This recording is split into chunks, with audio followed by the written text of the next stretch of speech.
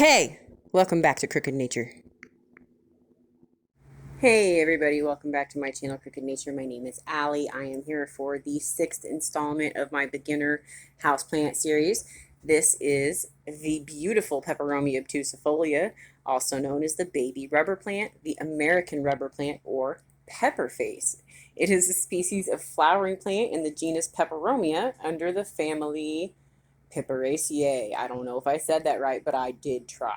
It is native to Florida, Mexico, and the Caribbean, and the specific epithet of obtusifolia means blunt leaved. So you've got that giant rounded blunt leaf going on there. They don't get immensely tall, but they can get. I've got one that's over a foot tall, so that's pretty interesting.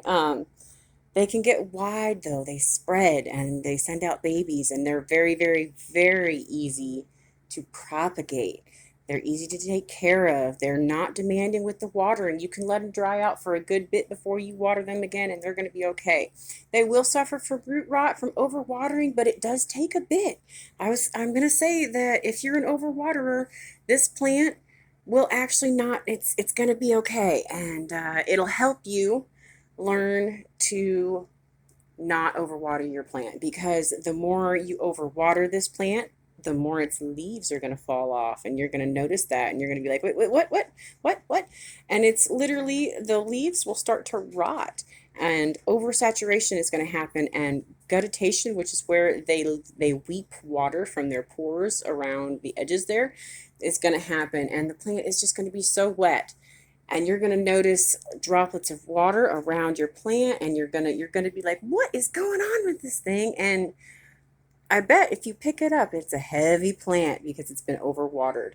It's okay. Let it dry out. Just let it dry out and let it get light again, and then water it again. It's going to love you so much for that extra dry out time. They don't take a lot of light. You can put them in a lower light situation and they're still going to grow, albeit they are going to reach for the light that they're closest to, because like they're going to lean, which is happening a little bit with this one right there. And you can see it.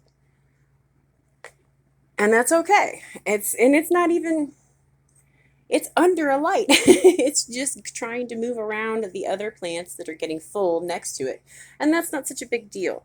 You really only need to water it every week or two, to be honest, unless you are putting it in a very dry location near an air return, or a vent from your air conditioner or heater, um, or by a very, very warm window. Okay, you can burn their leaves with some direct light. They don't need it. You don't have to do that, and you can keep them back from your windows. So it's something that isn't going to get massively tall, but is going to be really vigorous growing, and it's going to be healthy and rewarding.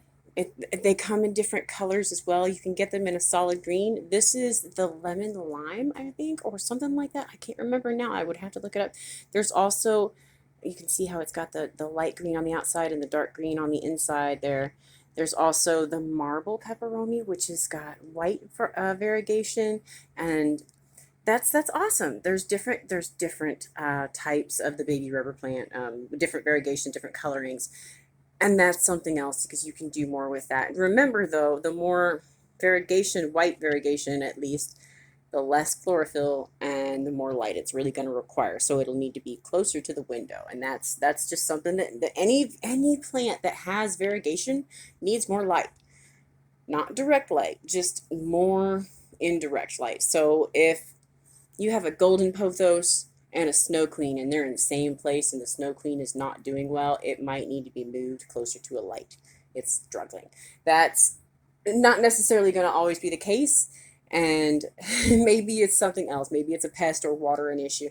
But if you've eliminated other issues and you think it's the light, move it closer to the light source of the room. If you've got a window, or you have a really good grow light in the room, or just a really, really bright light that's gives off a good bit of warmth, move it closer to that light. It's probably going to do better. And it's not going to take very long at all before your variegated plant will perk up again.